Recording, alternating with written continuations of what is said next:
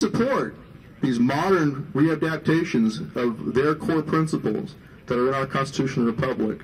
And we will not, if they say Montana decrees and rules that the United States government has violated the compact by which Montana entered the Union, my favorite state, by the way, if that were to happen, in violation, if the United States government were to come in violation of the sovereignty of the state of Montana and try to subjugate them to support and defend the Constitution, the troops should stand down and let the feds know that go do it by yourselves. You know, let the ATF and the FBI go do it on their own. Now, they all swore an oath too. I would hope that the FBI agents and the ATF agents would also keep their oath. Of course, with the ATF agents, they probably need to resign their office to keep their oath.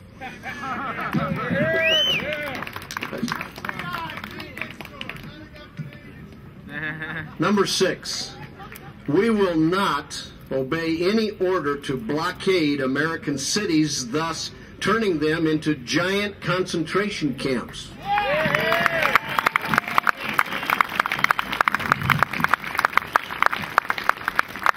Now, in our own history, that was done to Boston. That's what happened to Boston. It was blockaded in. They tried to starve them out, essentially. The other colonies supported them over land. And Boston was put under martial law, put under the rule of General Gage. And so it was in that environment, under those circumstances, that he tried to come over here and confiscate the weapons of the colonists. Now, in modern history, you have seen whether it's the Warsaw Ghetto, where the Nazis corralled the Polish Jews into a ghetto and then tried to exterminate them, or did exterminate them. Whether it's that, whether it's the Japanese Nanking experience, where the Japanese cordoned off Nanking and turned Nanking into a giant death camp.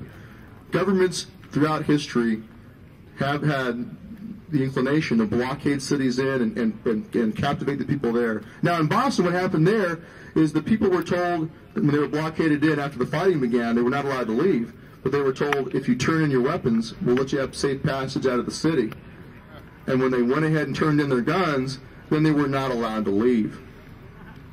And it took the militia to kick the British out of Boston and liberate the people of Boston. So we look at modern history. Look what happened in Katrina. As we show, we have a video out now on YouTube we put out where we show what happened in Katrina is people were told to go to the Superdome, go down there and you'll get help, and then they were locked inside.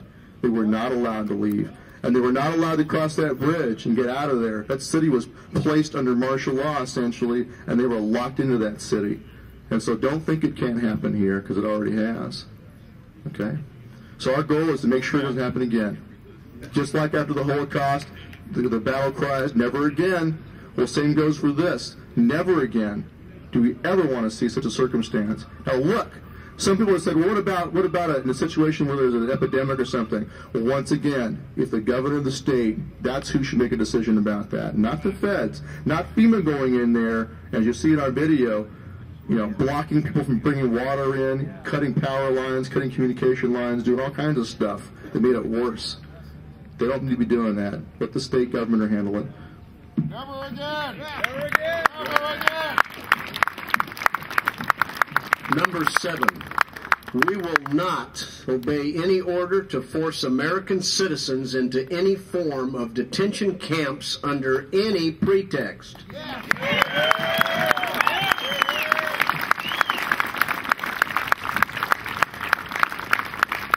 Now, the sad history of the 20th century showed us just that being done to people. You can go as far back as the use of internment camps by the British against the Boers when they were fighting against the Boers' resistance.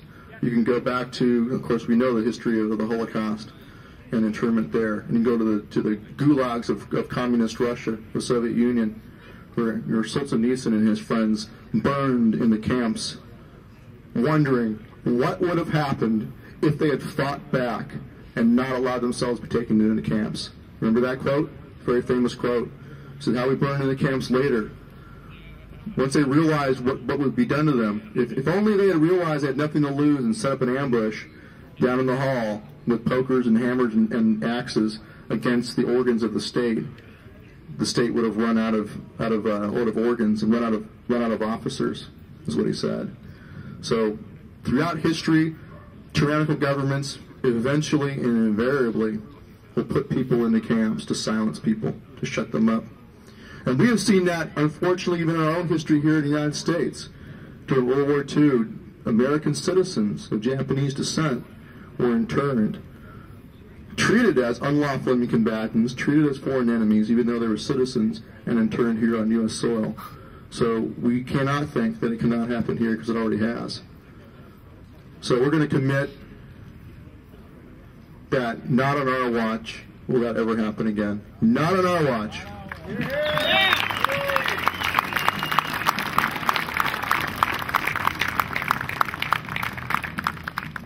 Number 8, we will not obey orders to assist or support the use of any foreign troops on U.S. soil.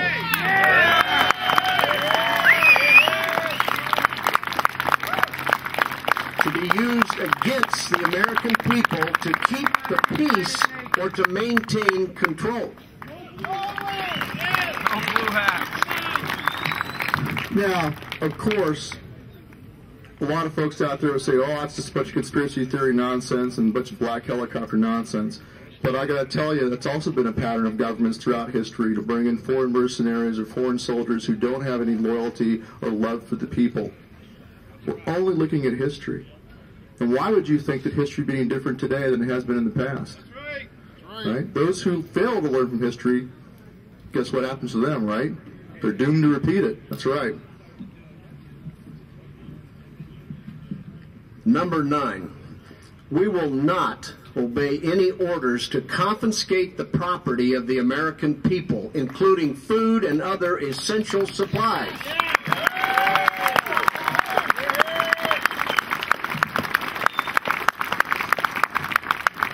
Once again, throughout history, deprivation of food has always been a weapon of war. And we have seen in recent history mass starvation, intentional starvation of those the state sees as an opponent, whether it's a communist dictator or whether it's a fascist dictator, whether it's communist China, whether it's communist Soviet Union, where they starved out the Ukrainians. All of that stuff happens. It's happened before, but it will not happen here. Not on our watch.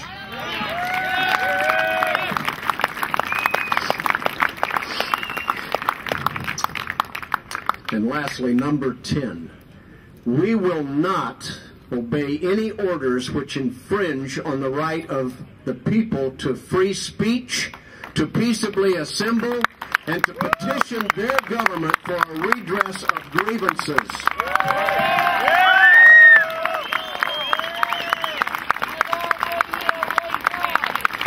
That's right.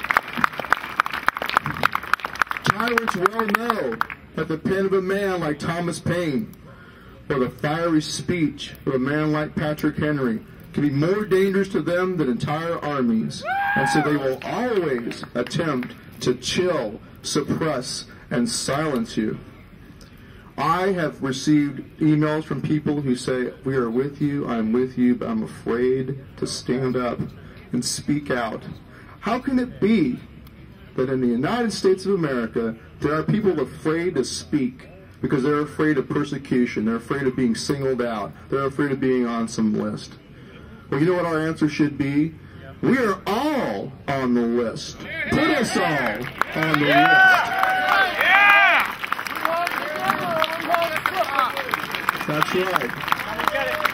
Make it so that the list is so big, there's 350 million names on it.